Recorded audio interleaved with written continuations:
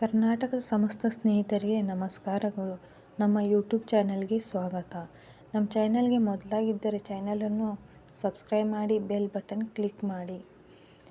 ಗೃಹಲಕ್ಷ್ಮಿ ಹಣದಲ್ಲಿ ಇಡೀ ಗ್ರಾಮಕ್ಕೆ ಹೋಳಿಗೆ ಊಟ ಹಾಕಿ ಬೆಳಗಾವಿ ಜಿಲ್ಲೆಯ ರಾಯಬಾಗ ತಾಲೂಕಿನ ಸುಟ್ಟಿಟ್ಟ ಗ್ರಾಮದ ಅಕ್ಕತಾಯಿ ಲಂಗೋಟಿಯನ್ನು ಇಂದು ಬೆಳಗಾವಿ ವಿಮಾನ ನಿಲ್ದಾಣದಲ್ಲಿ ಸನ್ಮಾನಿಸಿ, ನಿಮ್ಮ ಆಶೀರ್ವಾದ ಹೀಗೆ ಇರಲಿ ಎಂದು ಆಶಿಸಿ, ನಮ್ಮ ಸರ್ಕಾರ ಇರುವವರೆಗೂ ಗೃಹಲಕ್ಷ್ಮಿ ಯೋಜನೆ ನಿಲ್ಲಲ್ಲ, ಪ್ರತಿ ತಿಂಗಳು ನಿಮ್ಮ ಮಡಿಲು ಸೇರುತ್ತಿರುತ್ತದೆ ಎಂಬ ವಾಗ್ದಾನ ನೀಡಿದೆ.